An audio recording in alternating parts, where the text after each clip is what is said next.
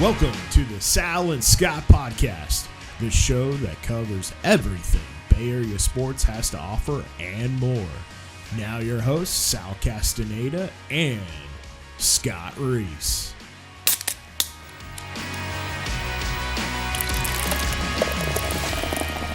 The sound of the beer pouring means it is the Sal and Scott Podcast, episode 4. Scott Reese, Sal Castaneda, glad you could spend some time with us.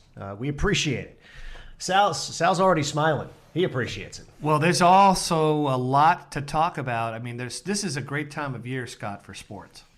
It is. We're full swing baseball. We got the NFL coming up. And in fact, this will be a largely 49ers central discussion coming up, as we'll be joined by David Lombardi, who covers the team for The Athletic. Lots to talk about. Great discussions ahead. But before we get to that, Sal, did you watch the Field of Dreams game? Absolutely. It was actually one of the best things I've seen MLB do in a long time. I mean, I was thinking about this, and Fox had the coverage that I like too. So MLB and Fox worked together on this game. But, someone said on Twitter last night, and I completely agree, that if this had been just a normal stadium, a normal corporate, for a lack of a better term, stadium, that Yankees-White Sox game would have been a regional interest at best. No one would have been watching. Instead, we had this nationally televised game that had some of the best ratings Fox has ever done. I saw the ratings this morning for nationwide. They did a really good rating. And why not? It was a great situation. It was that classic 1989 film that I love, that I watched, by the way. So I did a little homework before I watched the game. I rewatched the movie because 89 is a long time ago. I actually didn't remember the movie until I watched it again. I didn't remember what happened, really. So I watched it again. It was great. And the best part, I think, was watching those guys come out of the cornfield together. No doubt. It was... And honestly, for a minute, my kids were watching with me last night. I just showed them the movie about 3 weeks ago in anticipation of this. I thought, all right, they're 12 and 10 now. They're old enough. Let's roll out Field of Dreams, so they could appreciate what went down last night. And when they saw the players coming out of the corn, they actually thought that it was the effects, right, that they used in the movie. I'm like, no, they're actually just those are actually it's really happening. Yeah, that's Aaron Judge coming out there. Yeah. So it was really cool, and I think the players appreciated it the moment that they had. You could tell they were kind of smiling themselves. I think right? they So they're loved it. Like little kids coming out onto the baseball field. And then you had the game, right? Yeah. You had the game. And then in the ninth inning, you had the 2 home runs. I mean, it almost seemed like if this were a movie, that wouldn't have flown, right? Okay, come on. A home run in the top and a home run at the bottom, a walk-off. That was obviously, it would have been scripted if it were a movie, but it was real life. It was a Hollywood script of a baseball game that played out in real life. The team that was supposed to win, right, because of the connection to the movie, won the game. Had the lead, gave up the lead. Liam Hendricks giving up 2 2-run homers in the ninth, right? That never happens. And then, you come back and Tim Anderson is just such a star, such an underrated star. Well, he's the star of that team, obviously. It's the walk-off. And by the way, as an aside, I feel, with all due respect to A's fans, and I would love to see the A's reach the World Series, I think the White Sox are the cream of the crop in the American League. They're a good team. We'll talk more about that as we get closer to October. We get closer to the World Series. They're a good team. The Yankees are, 5-6 back? Yeah, injuries. They're getting killed. COVID's killing them. They're without Cole. They're without Rizzo. Right. So they're more like a wild card Torres team now. Yeah. But still, I mean, look, that thing that MLB did last night really scored points with a lot of people, and that's, in my opinion, how you bring people back to the game. Yeah. If you build it, they will come. If you play it, they will watch. Absolutely. It was an absolute grand slam in every sense of the word. Okay, now let's shift gears. It's football season, man. Now we should preface all this by saying, as we speak right now, it is Friday afternoon, the day before the 49ers' first preseason game. Now, by the time that y'all hear this, it'll be Monday or Tuesday, and they will have already played the game. Now, David Lombardi is good, but he's not that good. He can't tell you today what's going to happen in the game tomorrow night. But that said, one of the stars of The Athletic covers the team. He's there day in and day out, good enough to join us.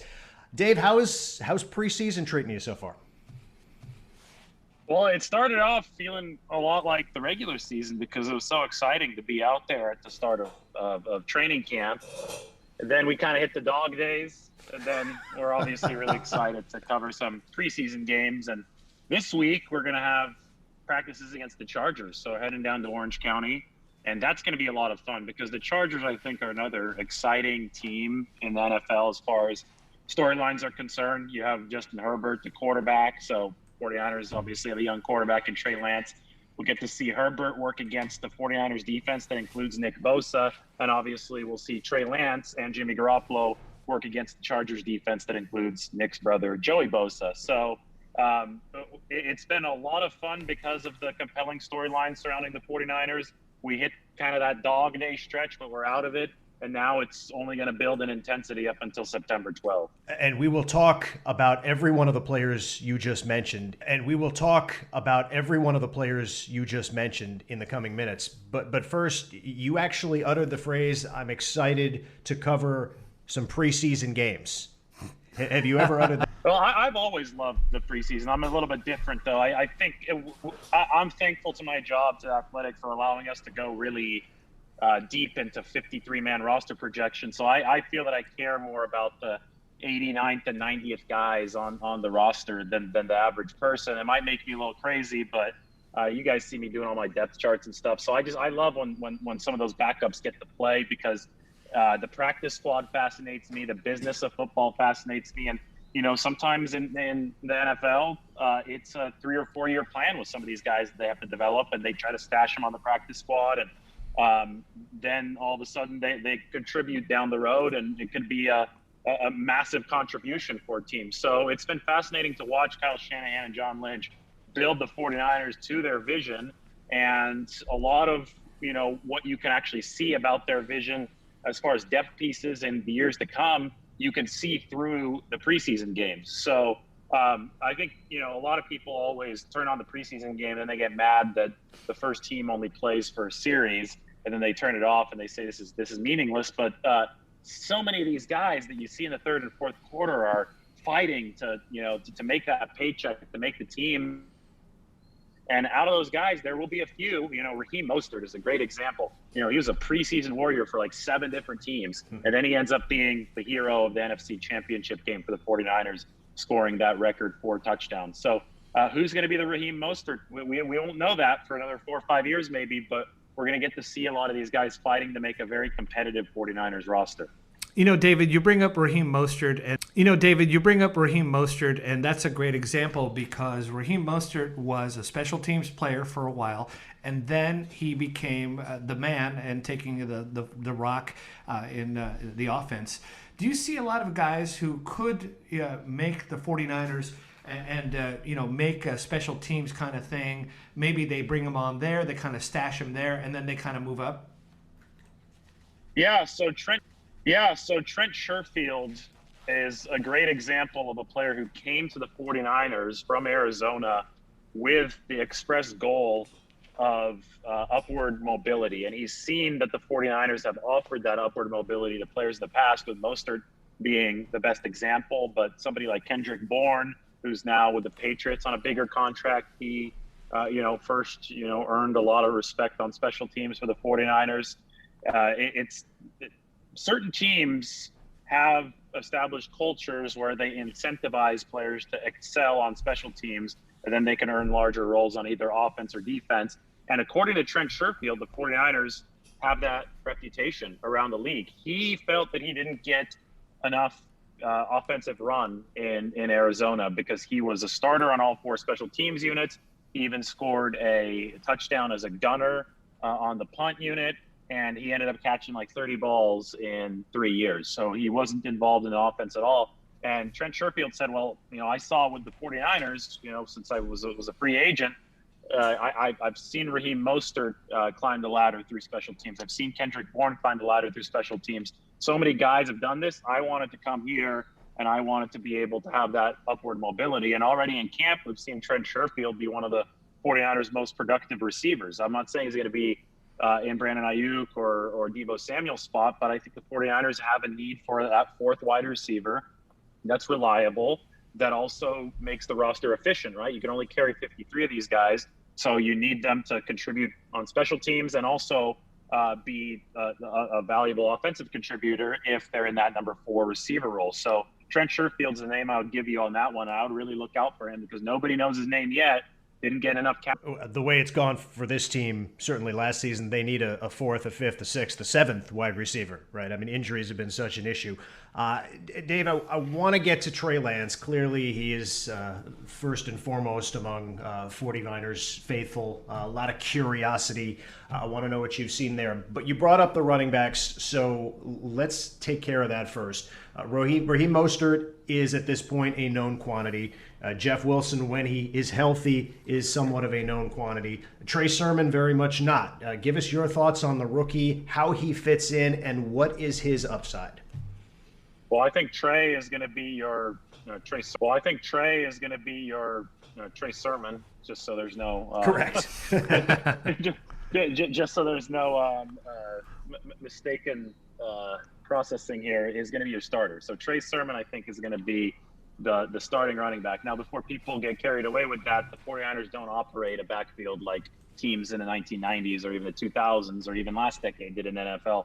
The 49ers go very much by the by-committee backfield, where every single back is going to get some time and every single back is going to have a defined role to set up the other running backs. So Mike Shanahan is one of the first coaches to start doing it back with Denver, and obviously Kyle Shanahan has adapted that same plan. You're not going to see any of these backs get more than 20 carries a game, right? This is not a bell cow kind of situation where they're just feeding one guy who weighs 220 pounds over and over again.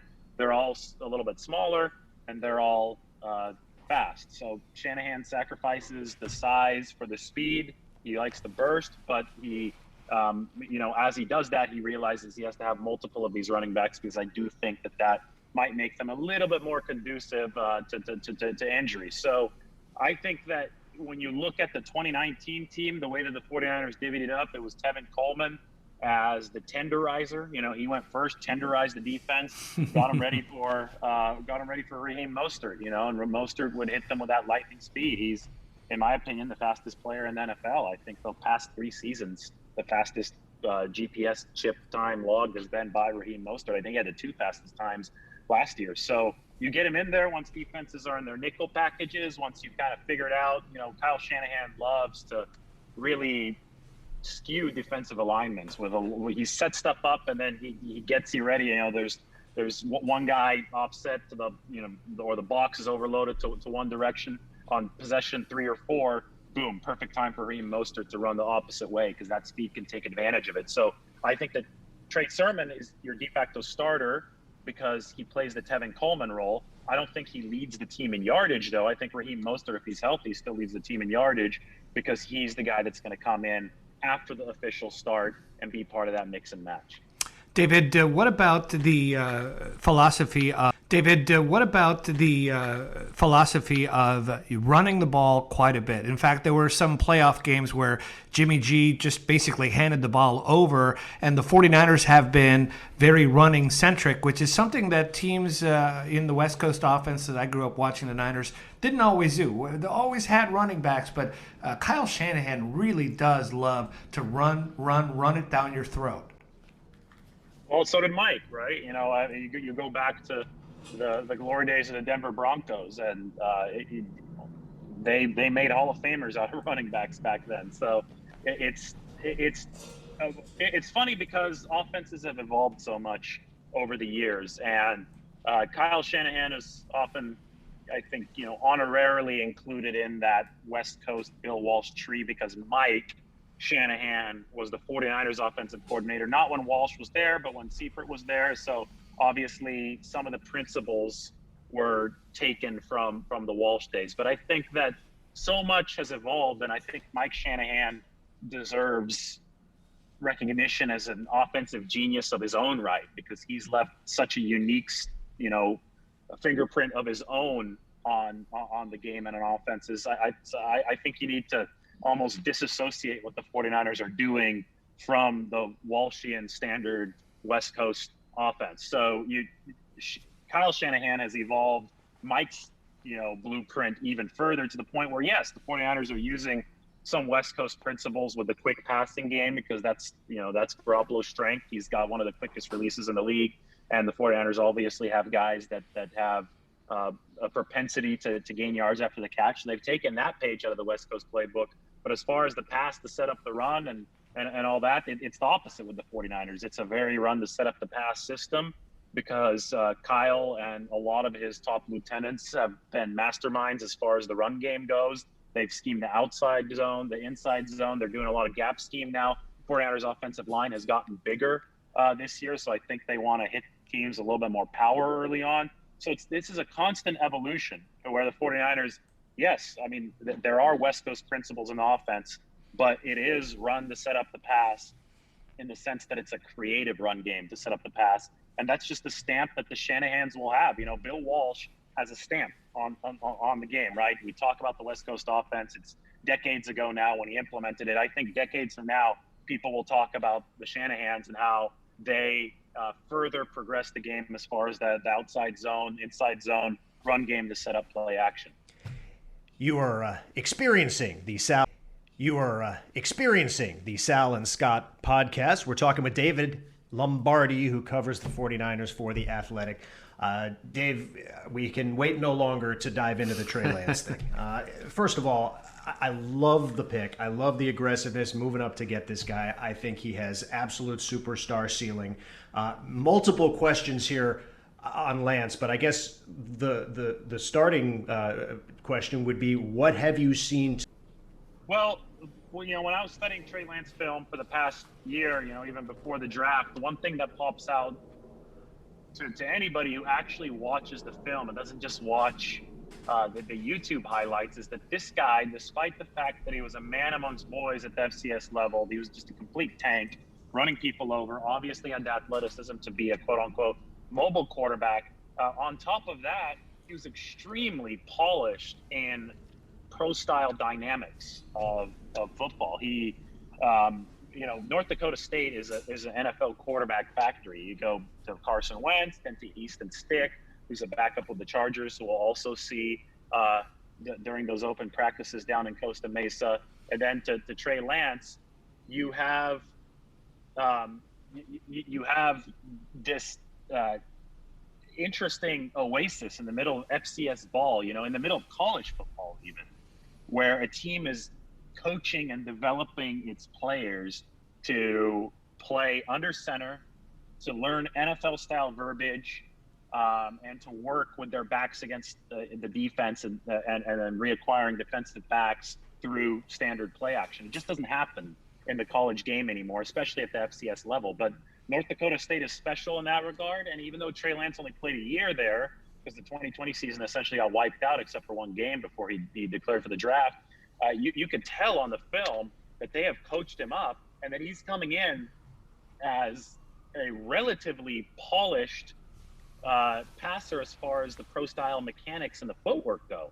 So, that's the first thing that I noticed, because everybody wants to make these lazy comparisons to Kaepernick or Taysom Hill or guys like that. And those, why? Because they're athletes and they can run fast. I mean, other than that, Kaepernick ran the pistol in Nevada. Kaepernick was raw throughout his whole time with the 49ers as far as pro style mechanics go. He was awesome athlete, explosive player, but when it came to under center pro style mechanics, I mean, there's a reason Shanahan didn't keep him around in that 2017 season. So it's a situation with Lance where you have to you just salivate at the fact that he can do both already.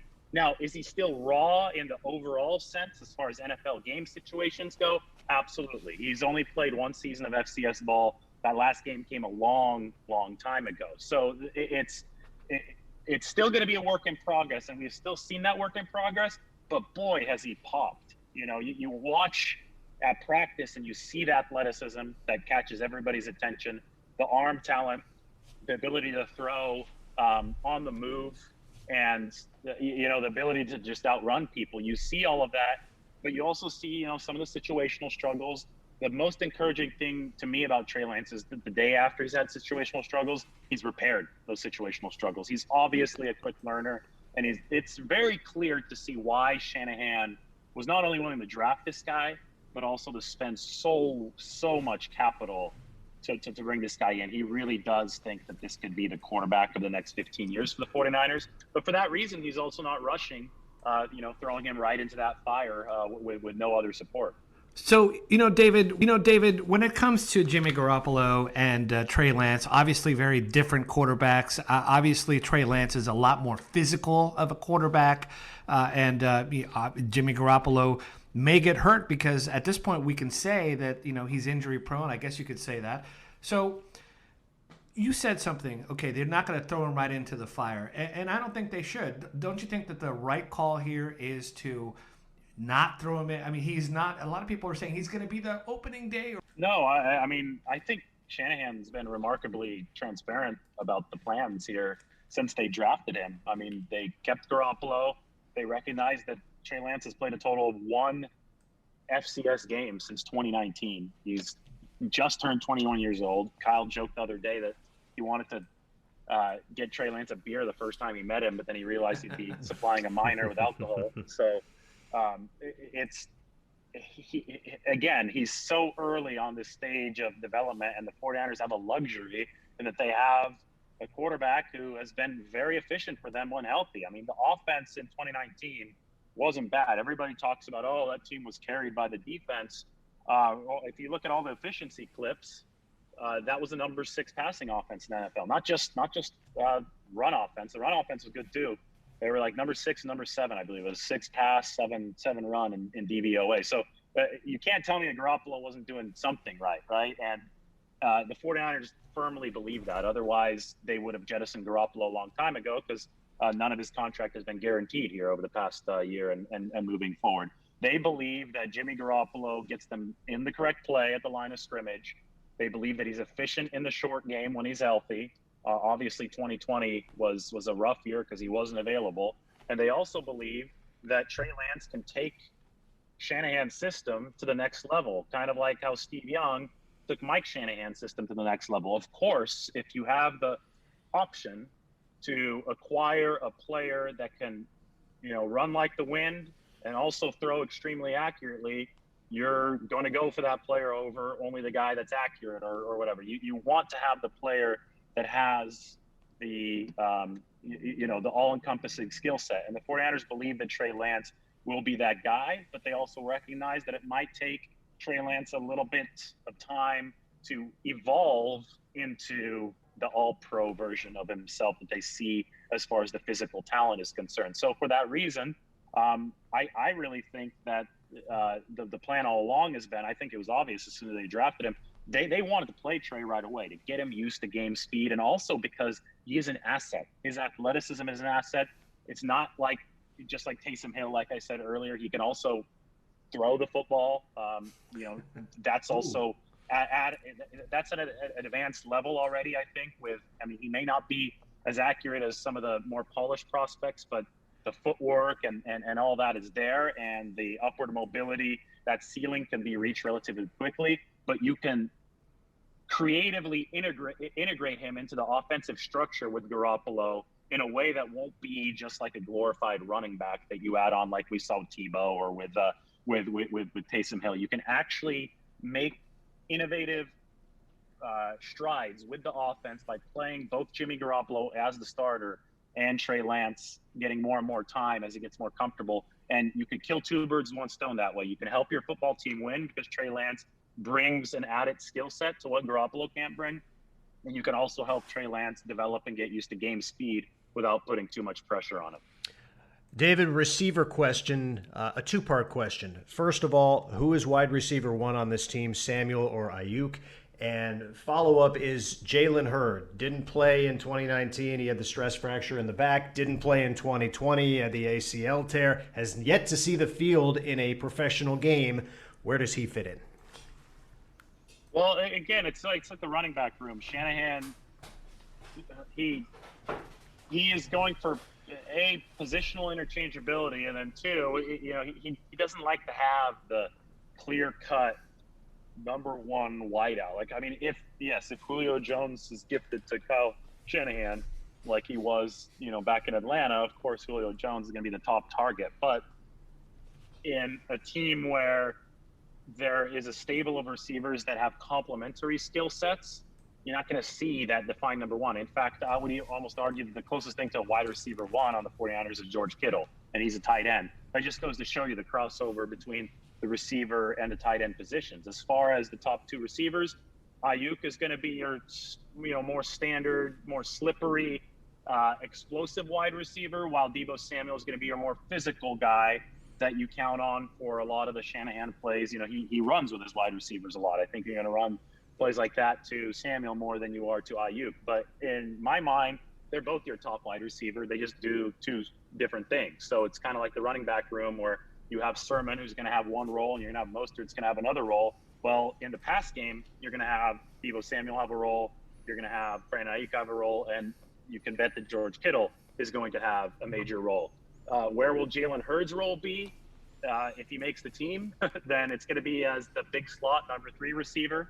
Shanahan has graduated from, running the small slot guys like Trent Taylor. I think he saw that there could be real injury problems with that. And also he didn't like the fact that smaller slot receivers can't block the way he wants. Sal talked about the run first nature of the 49ers. Well, if you're run first, that number 3 wideout better be able to block. And Shanahan wasn't able to do that when he was running kind of more Patriot style stuff with Trent Taylor. So he wants big slot receivers. That's why Mohamed Sanu is the favorite there right now to start.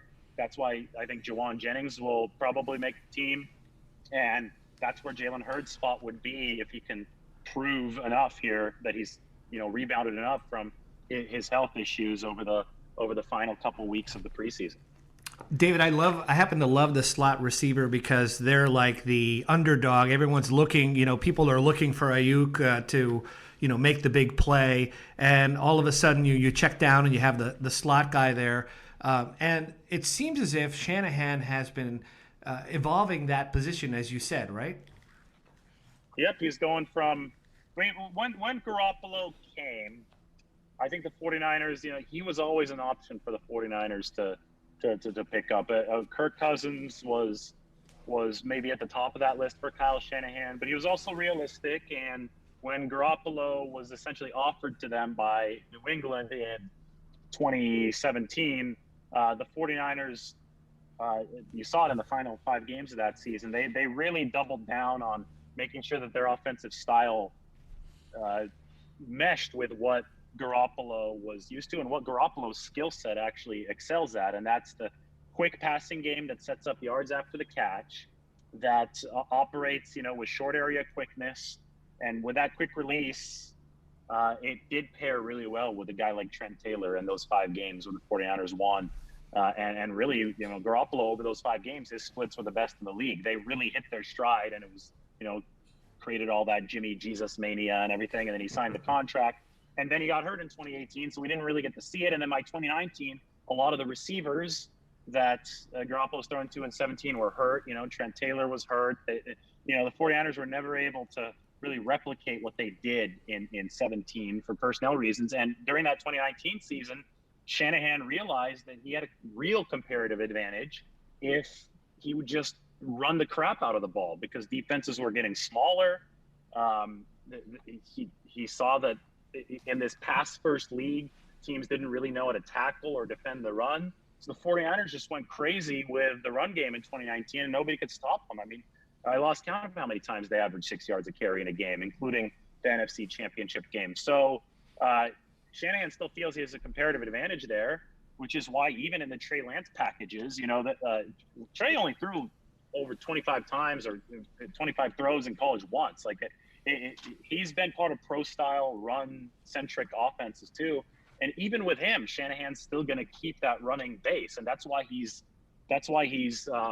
changed his strategy at that slot position to go to the big slot, because that guy can block, and it's so important for these receivers of Shanahan's to block, because that's one added piece that defenses just can't handle with these downsizing defensive backs when it comes to defending the run game. Dave, we don't have time. I know your time is limited to go position group by position group on the defensive side, but I do want to get your thoughts on this 49er defense. A, how good a unit can they be, assuming health, which after last year we can never take for granted. And B, is there maybe a storyline or two during camp that you think is paramount in terms of importance heading into the regular season? Well, I think the 49ers defense, you talk to Chris Kasurek, the defensive line coach, he really believes that if the chips fall the way that the 49ers hope they fall, that unit could be special again this year. And that's where it all starts on the defense. That's arguably the heartbeat of the team. Everybody wants to talk about the quarterbacks, and rightfully so, all day, but this defensive line for the 49ers, I think, is truly special. So talent-wise, they have it. They need to stay healthy this year. And I think as that unit goes, so will the team, because this is a rush over coverage football team. I mean, they're built on the pass rush, and then the coverage kind of falls into place behind it. And as far as the storyline goes, the one that everybody's talking about, the quarterback position, I think this offense can be really, really, really good if Shanahan is as innovative as I think that he will be with Garoppolo and Lance. I think that both of those guys have a lot to offer as far as offensive efficiency for this team. With Garoppolo, we've seen how he can be efficient, but I think when you pair that with appropriate usage of a guy like Trey Lance, I think it's extremely exciting. So I think that's the storyline to watch, just because the 49ers ceiling could go up if Trey Lance and Jimmy Garoppolo are both playing really good football. So far through camp, I think we've seen signs that can happen. And we'll see if that ports itself into regular season play. I can tell you that as a fan of football and a fan of the 49ers growing up, when the 49ers have had good defenses, it seems as if, obviously it takes pressure. When they have a good defensive line, it takes pressure off the cornerbacks. But it also gives you kind of you walk into a stadium with a guy like Bosa, and it kind of gives you that respect from other teams, just like the Steel Curtain had, and I'm showing off my age. But, you have a defense that people have to worry about. It gives you a pride as a team walking into any stadium.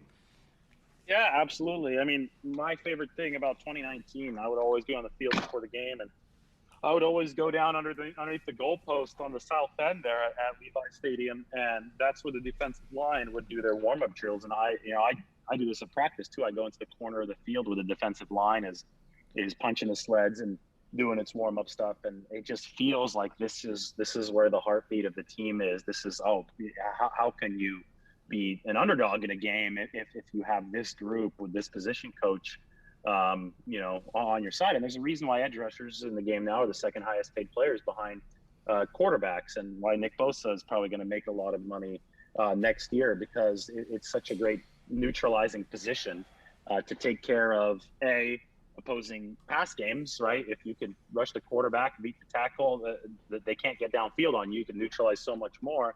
And also B, obviously the defensive linemen are your first defense against the run. So to have a powerful, strong defensive line is second in importance only to having a good quarterback situation. And the 49ers have obviously tried to fortify both of those position groups. All right, last question, Dave. Big picture.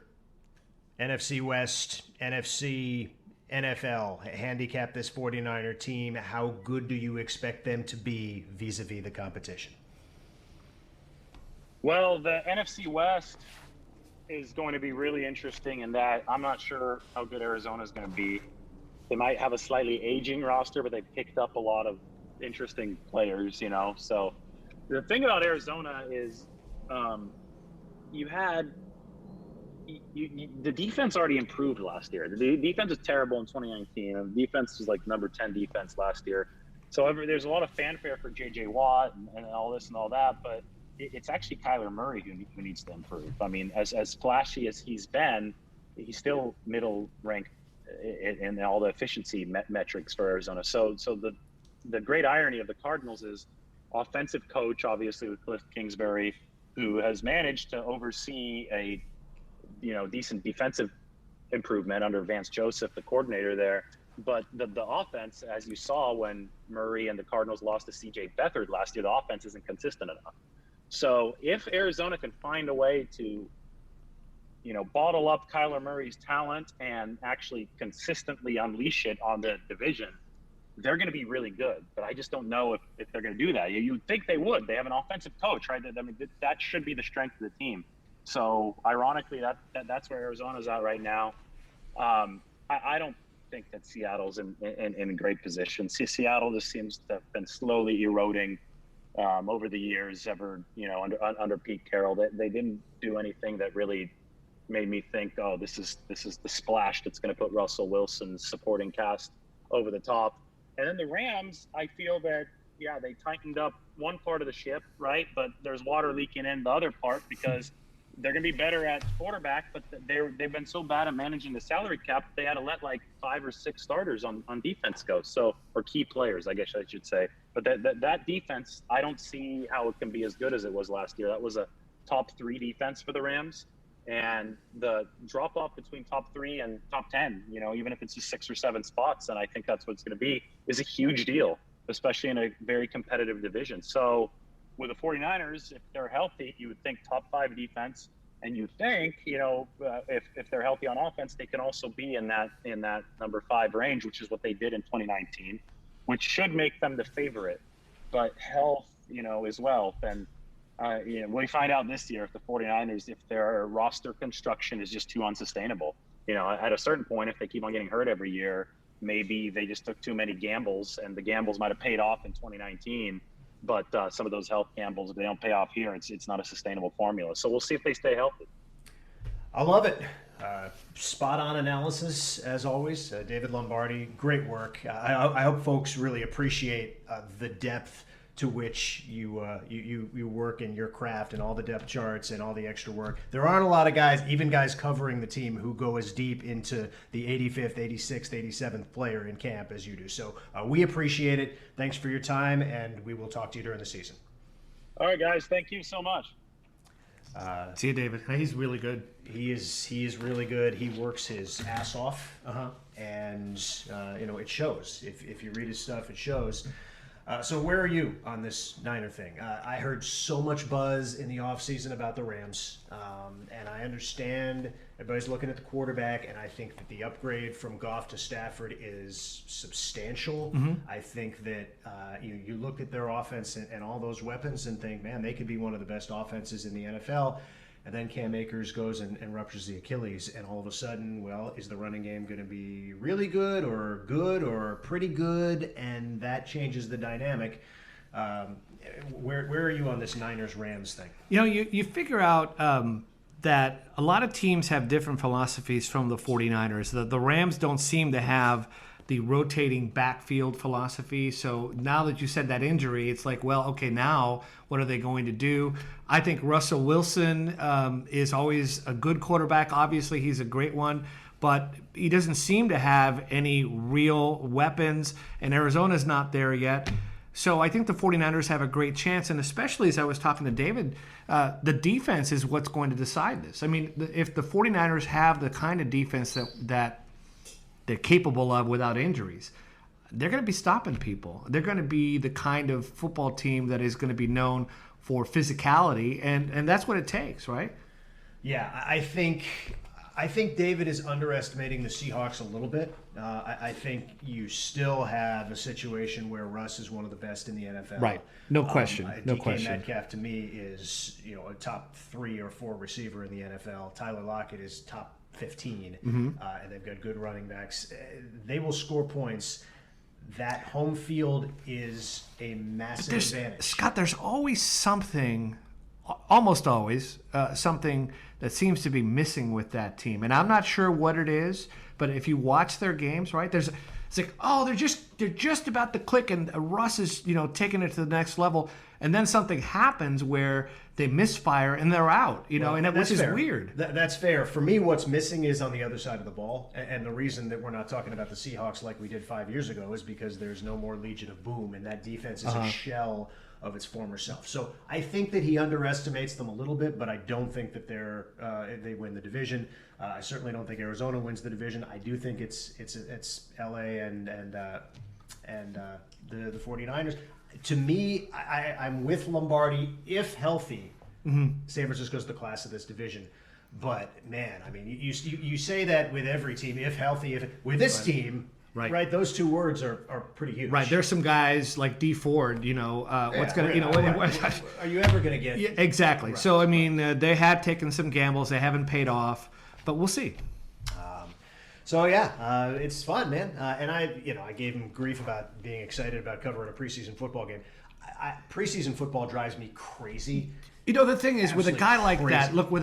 that, we all know guys who geek out or nerd out, and that's not a derogatory term because all of us have our things, right? He'll own it. Yeah. So he is in the perfect position because he nerds out on this stuff, right? Yeah. Some of the other guys, he's got the right job, right? Yeah. Right. So you have people who nerd out on stuff. That's what he does. You don't have to ask him to go extra. He's already going extra with those incredible depth charts and all that film he watched. He just does it because it's fun. And I appreciate the restraint that you're showing in not going to the Stanford nerd card. Well, I mean, look, the guy obviously is well-spoken for a Stanford guy, right? I mean, listen, I have to tell you that this whole Stanford Cal thing is going to be the joke that keeps on giving. But I got to tell you, he's one smart cat. It doesn't surprise me. Yep. It's really a pleasure to listen to someone who is obviously knows every single inch of that team. So we table this for now. We reconvene in a week or so for what will be episode 5. Man, time, they go so fast. Boy, already 5 weeks old, let me tell you. We appreciate you spending some time with us. Hope you enjoyed the Niner banter. And we'll get back at it in a week or so. See, guest, no guest. Maybe it'll just be Sal and I waxing philosophical on the meaning of life. I'm here for it. 45 minutes on the meaning of life with Sal Castaneda. Maybe not, but that? I'm here for it. I can do anything. Producer's laughing, so we should probably go. All right, we're out of here. See you next week.